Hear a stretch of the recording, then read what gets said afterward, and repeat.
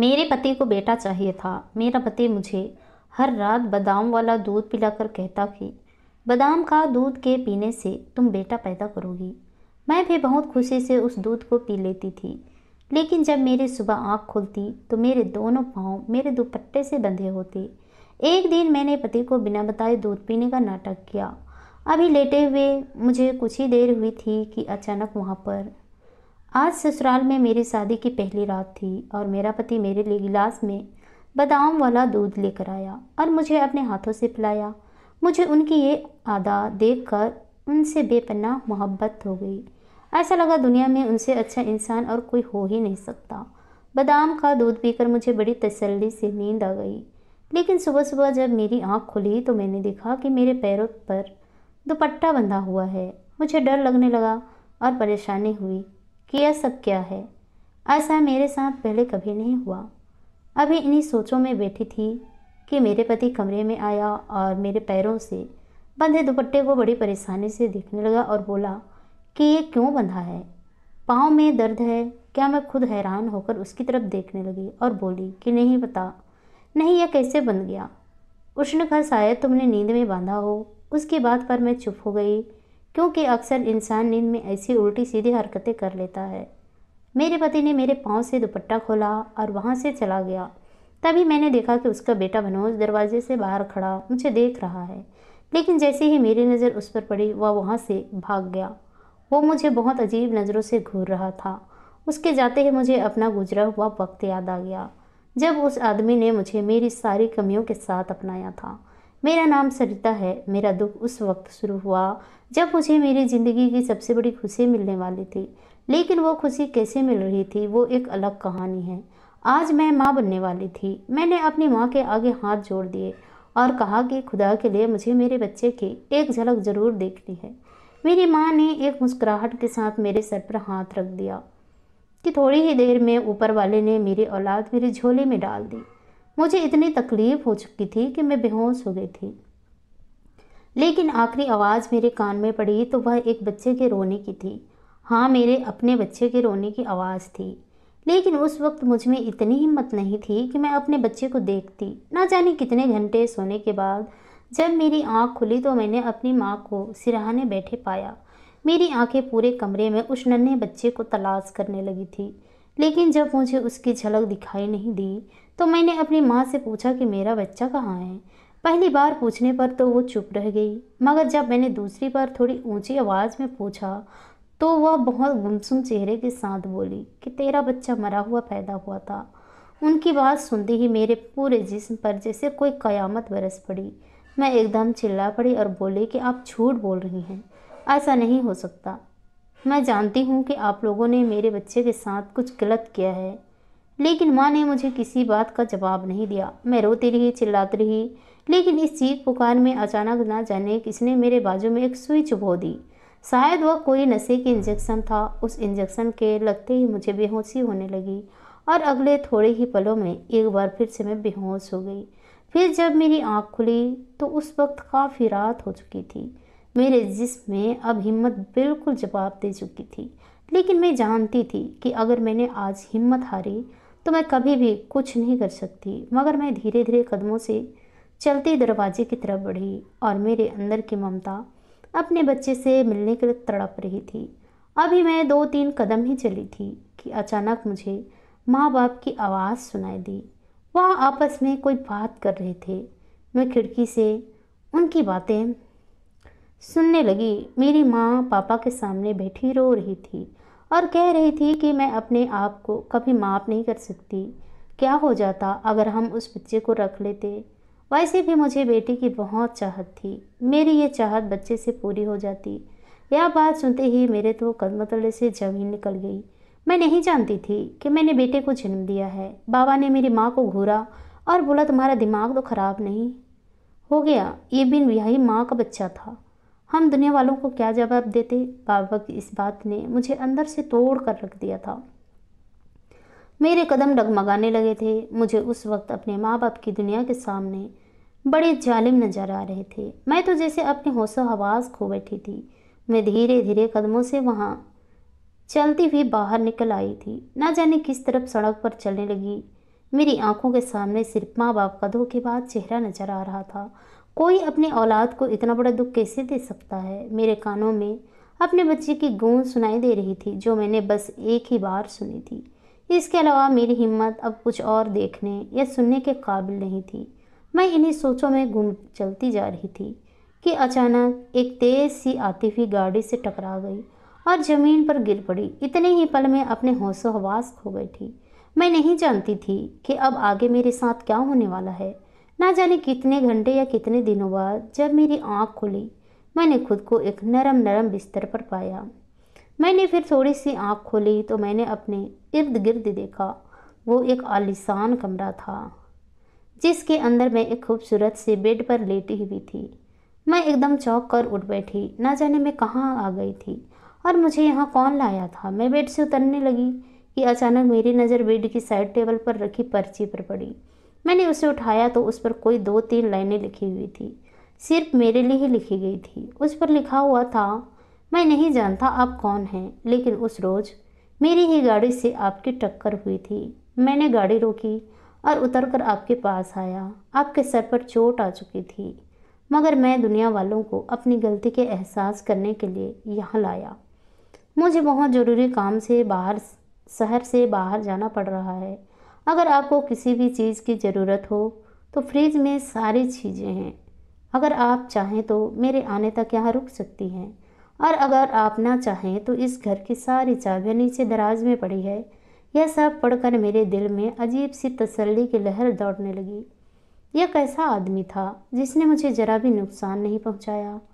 खैर, मैंने इस ख्याल को सिर झटक दिया और पर्ची वापस रख दी और दोबारा बिस्तर पर लेट गई, जहां मेरे दिल में अजीब से आवाज़ उठ रहे थे, सवाल उठ रहे थे। यह भी ख्याल आया कि मैं अपने मसीहा से मिले बगैर नहीं जा सकती थी। अब 1 हफ्ता गुजर गया था। मैं कई बार तो डर जाया करती थी, लेकिन मैं यह नहीं जानती थी कि इस जालिम दुनिया में सिर्फ यही एक सुकून का ठिकाना है, जहाँ मैं बिल्कुल सुरक्षित हूँ। एक दिन जब मैं सुबह सोकर उठी तो मुझे महसूस हुआ कि बाहर से कोई आवाज़ आ रही है। मैं दरवाजे की तरफ बढ़ी, क्योंकि मुझे लग रहा था शायद वही आदमी आया होगा जिसकी वजह से मैं यहाँ तक पहुँची हूँ। जैसे ही मैंने दरवाज़ा खोला तो सामने एक नौजवान खड़ा था। वह थोड़ी ज़्यादा उम्र का था, लेकिन शायद उसने अपने आप को ऐसा रखा हुआ था जैसे कोई नौजवान है। उसने जल्दी से मेरी तरफ पलट कर देखा और बोला, आपकी तबीयत कैसी है? मैं थोड़ी आराम के साथ बोली कि मैं ठीक हूँ। तो वह मेरे पास आया, बोला कि मुझे लगा आप शायद यहाँ से चली जाएंगी। ना जाने क्यों उसकी यह बात सुनते ही मेरे होठों से बेधड़क यह बात निकल गई कि मेरे पास कोई छत नहीं है जहाँ मैं जाकर रह सकती हूँ। लेकिन यह कहकर मुझे बहुत शर्म सी महसूस होने लगी। वो देखते हुए मुस्कुराया और बोला, मेरा नाम मनोज है और आपको फिक्र करने की कोई ज़रूरत नहीं है। आप इस घर में रह सकती हैं। मैं तो वैसे भी ज़्यादा वक्त बाहर ही रहता हूँ। उसकी यह बात सुनकर मुझे बहुत तसल्ली हुई, क्योंकि मुझे वो कोई धोखेबाज आदमी नहीं लग रहा था। मुझे तसल्ली हो गई और वहाँ रहने लगी। मनोज अगले दिन वहाँ से चला गया, लेकिन घर पर एक नौकरानी छोड़ गया जो मेरा बहुत ख्याल रखती थी। अब वो हफ्ते में एक बार आता और एक दिन रहकर चला जाता। 2 महीने गुजर चुके थे जब अचानक एक दिन कमलेश मेरे कमरे में आया।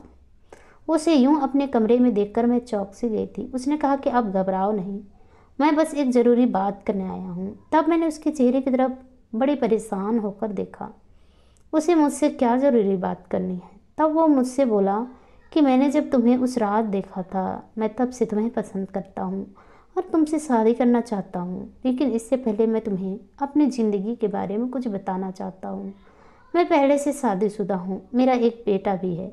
मेरी बीवी मुझे छोड़कर काफ़ी पहले भाग गई थी। उसकी सच्चाई काफ़ी परेशान कर देने वाली थी, लेकिन मेरी हकीकत तो शायद और भी बुरी थी।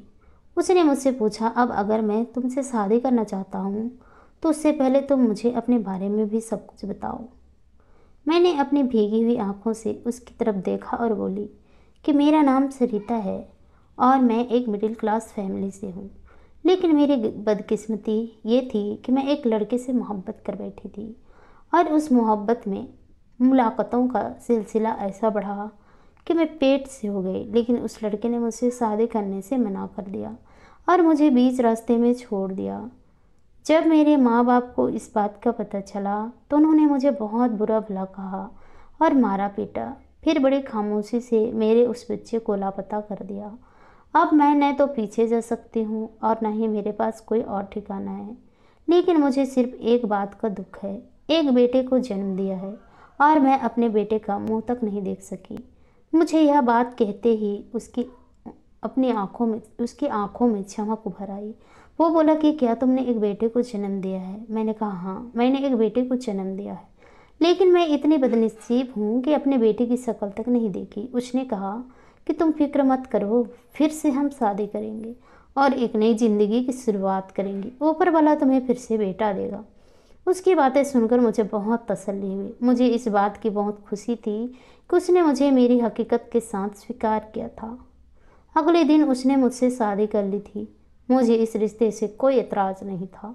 मैं उसकी बीवी बन चुकी थी और बेहद खुश थी। शादी की पहली रात कमलेश अपने हाथों से मेरे लिए बादाम वाला दूध बनाकर लाया।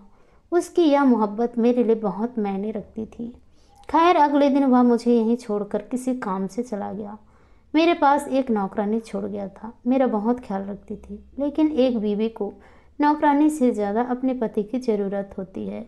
वह हर हफ्ते आता और मेरे साथ ऐसा प्यार भरा वक्त गुजारता कि मैं सब गिले शिकवे भूल जाती। इस सब में एक चीज़ जो मुझे बहुत सताई थी वो यह थी कि नौकरानी मुझे हर रात दूध के गिलास में बादाम डालकर पिलाया करती थी। एक दिन जब कमलेश दूध का गिलास लाया तो मैंने उससे पूछा कि यह दूध रोज़ पीना ज़रूरी है। तब उसने मेरी तरफ गिलास बढ़ाते हुए मोहब्बत से देखा और बोला, हाँ, तुम्हारे लिए बहुत ज़रूरी है ताकि तुम सेहतमंद रहो और हमारा बच्चा भी सेहतमंद हो। उसकी इस बात ने मुझे बहुत खुशी दी थी। कुछ वक्त ऐसा ही गुजरता जा रहा था। ऊपर वाले की करनी ऐसी हुई कि मैं कुछ ही दिनों में पेट से हो गई। अब तो मेरा पति मेरा कुछ ज़्यादा ही ख्याल रखने लगा था और हमेशा मुझसे बेटे की ख्वाहिश करता था। एक दिन मैं उसके पास बैठी थी। मैंने पति को कहा कि मैं तुम्हारे घर वालों से मिलना चाहती हूँ। तब मेरे पति ने कहा कि तुम नहीं मिल सकती हो। फिर मैंने उससे जिद की तो वो बोला, तुमको एक वादा करना होगा, तब मैं अपने घर वालों से तुम्हें मिलवाऊंगा। मैं वादा करती हूँ। आप बताइए। मेरे पति कहने लगा, तुम्हें मैं अपने दोस्त की बीवी बनाकर घर ले जाऊंगा। जब धीरे धीरे तुम्हें सब पसंद करने लगेंगे तो मैं खुद यह बात सबको बता दूंगा। इस बात पर मेरे चेहरे पर मुस्कुराहट आ गई और मैं चुप हो गई। मेरे लिए यही काफ़ी था कि वो मुझे अपने घर ले जा रहा था। अपनी असल छत तले उसी दिन हमने तैयारी शुरू कर दी और अगले दिन उसके घर पहुंच गई। सफ़र तय करने के बाद आखिरकार हमें आलीशान हवेली के सामने जाकर खड़े हुए। हवेली का दरवाज़ा 2 गार्ड्स ने खोला। हवेली की शानो शौकात पर से नज़रें हटाना मेरे लिए मुश्किल था। गाड़ी अंदर हुई तो मैं उस हवेली को देखकर हैरान हो गई। वो घर नहीं बल्कि कोई महल था। हाँ, ख्वाबों का महल। वो महल जो हर लड़की अपने ख्वाब में देखा करती है। मैं किसी रानी की तरह गाड़ी में उतरी। मेरे पति भी मेरे साथ ही था। हम दोनों एक साथ ही हवेली के अंदर दाखिल हुए। हवेली बहुत आलीशान थी। हवेली वाकई किसी बादशाह का घर मालूम हो रहा था। मेरे पति ने अंदर आकर मुझे अपनी माँ और अपने बेटे से मिलवाया। उसकी माँ ने हमारा हाल चाल पूछा और अंदर चली गई। मेरे पति का बेटा दूर से ही मुझे देखता रहा। दूसरी तरफ मुँह करके वह भी चला गया, जैसे वह मुझसे नाराज़ हो। मुझे उसका यह रवैया बहुत अजीब लग रहा था। और मेरे पति का बेटा तो मुझे ज़्यादा परेशान कर रहा था, क्योंकि उसकी उम्र मुझसे भी 2 साल बड़ी थी और मेरा पति 40 साल का था। फिर उसका इतना बड़ा बेटा कैसे हो सकता है? खैर, मैंने इन सब सोच को झटक दिया। मेरे पति मुझे वहाँ से एक कमरे में ले आया। वो खुद सबके रवैये पर बेहद शर्मिंदा था, लेकिन इन सबको बर्दाश्त करने के अलावा हमारे पास कोई और चारा भी नहीं था। वो मुझे जिस कमरे में लाया था वो बेहद खूबसूरत था और बहुत ही आलीशान सजाया गया था। मेरे पति ने उस घर में मेरी पहचान अपने दोस्त की बीवी बताई थी, इसलिए हम दोनों सबके सामने एक साथ नहीं रह सकते थे। मेरे पति ने मुझे उस दिन एक ऐसी बात कही जो मेरे दिमाग में अजीब सी शक पैदा करने लगी। उसने कहा कि तुम अपने कमरे से बिना वजह बाहर नहीं निकलना और इस हवेली के बाहर तो कदम भी मत रखना। यहाँ पर पागल भेड़िए रहते हैं जो तुम्हें नुकसान पहुँचा सकते हैं। यह सुनकर मुझे बहुत डर महसूस हुआ, लेकिन मैं चुप हो गई। पहली रात वो कमरे में नहीं था, लेकिन अचानक मुझे वहाँ से सिसकियों की आवाज़ें आने लगी। मुझे लगा जैसे कोई औरत की आवाज़ है और कोई रो रहा है। मैं एकदम डरकर उठकर बैठ गई और मैंने फ़ौरन मेरे पति को फ़ोन किया। मेरे पति उसी वक्त मेरे कमरे में आ गया। मैं बहुत ज़्यादा घबराई हुई थी। मैं बेड पर बैठी थी। पति के आते ही मैं उसके सीने से लग गया और बोली, क्या आपको भी रोने की आवाज़ें आ रही है? क्या, कैसी आवाज़ें? उसने कहा कि नहीं, मुझे तो कोई आवाज़ नहीं आ रही है। शायद तुम्हारा वहम है, मैं बार बार उससे कहती रही, लेकिन मेरा वहम नहीं है। लेकिन वह मुझे बार बार झुठला रहा था। फिर मुझे दूध का गिलास देकर सुला दिया। अब जब मैं उठती तो मुझे बार बार वही आवाज़ें आती। आखिरकार इस घर में ऐसा क्या है जो मुझे कल से बेचैन कर रहा है? फिर दिन शुरू हो चुका था। मेरे पति का बेटा मनोज मुझसे बहुत उखड़ा उखड़ा सा रहता। मैंने एक दो बार उससे बात करने की कोशिश की थी, लेकिन उसने मुझे नज़रअंदाज कर दिया। शायद वो किसी से बातचीत ज़्यादा नहीं करता था। खैर, मैं उस दुपट्टे वाली बात को भूल चुकी थी। लेकिन रात को फिर से जब मैं दूध पीकर सोई तो सुबह मेरे पाँव इसी तरह बंधे हुए थे। मेरे तो दिल में अजीब से ख्याल उठने लगे थे। अब मुझे सिसकियों की आवाज़ें तो नहीं आती थी, लेकिन यह जो नया काम शुरू हो गया था, इससे मुझे डर लगने लगा था। मेरे पति जैसे ही कमरे में आया, मैंने उसे सारी बात बताई तो उसके चेहरे पर थोड़ा सा डर महसूस हो रहा था। उसने कहा कि मेरा शक सही निकला। मैं एकदम परेशान हुई और बोली कि कौन सा शक? तो उसने कहा कि बहुत पहले इस हवेली में ऐसी ही अजीबोगरीब हरकत होती थी और हमें फिर से पता चला है कि यहाँ बुरी आत्मा का साया है। मुझे लगता है कि फिर से ऐसी कोई असर हो रही है। यह सुनकर जैसे मेरे जिस्म से जान ही निकल गई थी। अब मेरे पति ने मेरा हाथ पकड़ा और मुझे तसल्ली देते हुए कहा, तुम फिक्र मत करो, जैसे ही हमारा बेटा पैदा होगा हम यहाँ से कहीं और चले जाएंगे। मेरे पति की बातें सुनकर मुझे थोड़ी तसल्ली हुई। मैंने पानी का गिलास साइड टेबल से उठाकर पीने के लिए हाथ आगे किया तो मुझे खिड़की में मनोज खड़ा नजर आया। जैसे ही मेरी नज़र उस पर पड़ी तो वह वहाँ से भाग गया। शायद वह हमारी बातें सुन रहा था। मेरा दिमाग अजीब सी उलझनों में फंस चुका था। आखिर ये सब क्या चक्कर है? मुझे डर भी लग रहा था कि कहीं मनोज हम दोनों के बारे में किसी को बता ना दे। लेकिन मैंने पति को इस बारे में नहीं बताया। लेकिन मैंने जिद की कि अब आप घर वालों को हमारी सच्चाई बता दें। मगर वह मेरी बात पर किसी तरह भी राजी नहीं हो पा रहा था। अगले दिन मैंने तय कर लिया कि मैं मनोज से खुद ही मिलूंगी। इससे पहले कि मैं उसके पास जाती, वो मेरे कमरे में आ गया। उसके चेहरे पर अजीब सी शिकायत थी। मनोज जैसे ही अंदर आया था तब तक मेरा पति भी आ गया था। उसने बड़े गुस्से की नज़रों से मनोज की तरफ देखा था और कहा कि तुम अभी इसी वक्त इस कमरे से निकल जाओ। उसकी बात सुनते ही वह वहाँ से चला गया, जबकि मेरे पति गुस्से से मुड़ा और बोला कि मैंने तुम्हें मना किया था ना कि तुम उससे बात नहीं करोगी। आखिर क्यों तुमने उसे कमरे में आने दिया? उसका इस तरह का गुस्सा मैंने पहली बार देखा था। मैंने जल्दी से माफ़ी मांगना अच्छा समझा। मैंने उससे कहा कि मुझे माफ़ कर दो, आइंदा ऐसा नहीं होगा। मेरी बात पर वह चुप हो गया था, लेकिन उसके बाद मुझ पर कड़ी नज़र रखने लगा। दूसरी तरफ मेरे अंदर मनोज से बात करने की लगन और बढ़ गई थी। एक दिन जब मेरा पति घर पर नहीं था तो मैं खुद ही मनोज से मिलने उसके कमरे में चली गई। पहले तो वो मुझे देखकर हैरान हुआ, लेकिन मैंने जल्दी से उससे कहा कि हैरान मत हो, मैं तुमसे कुछ ज़रूरी बात करने आई हूँ। वो मेरी तरफ सवालिया नज़रों से देखने लगा और फिर बोला, क्यों, क्या पूछना चाहती हो? मैंने कहा, वही जो तुम जानते हो। थोड़ी देर तो वो बिल्कुल चुप रहा और फिर बोला कि मैं जानता हूँ आपके और कमलेश चाचा के बीच क्या रिश्ता है। उसके मुंह से चाचा सुनकर मुझे बहुत परेशानी हुई। मैंने उससे कहा कि कमलेश चाचा? वो बोला, जी, वो मेरे चाचा हैं। मैं उनके भाई का बेटा हूँ, जिसे उन्होंने बहुत साल पहले जायदाद के लालच में मार डाला था। यह सुनकर मेरे तो जैसे होश उड़ गए थे। मैं उसकी तरफ घूरते हुए बोली कि तुम क्या बकवास कर रहे हो? तब उसने बताया कि मैं कोई बकवास नहीं कर रहा, यही सच्चाई है। चाचा आपसे पहले यहाँ 3 औरतों को ला चुके हैं। सिर्फ यह कहकर कि वह उनके दोस्त की बीवियाँ हैं, लेकिन यह आदमी उन्हें सिर्फ और सिर्फ बेटी के लालच में लाया था। और जब बेटे न होते तो वह अचानक गायब हो जाती। कोई नहीं जानता कि वह कहाँ है। लेकिन एक बात है कि रात के वक्त हवेली में किसी को भी कमरे से बाहर निकलने की इजाज़त नहीं है। मैंने कहा, मैं कैसे यकीन कर लूँ तुम्हारी बातों का? तब उसने कहा, अगर यकीन नहीं आए तो आज रात कमरे में निकल कर देख लेना। और फिर का रवैया मेरे साथ सवालों के जवाब दे दिया। और वो दुपट्टा जो आपके पैरों में बांधा जाता था, सिर्फ इसलिए बांधा जाता था कि अगर आप उठें और चलने लगे तो गिर जाएं और चलने के काबिल ना रहें।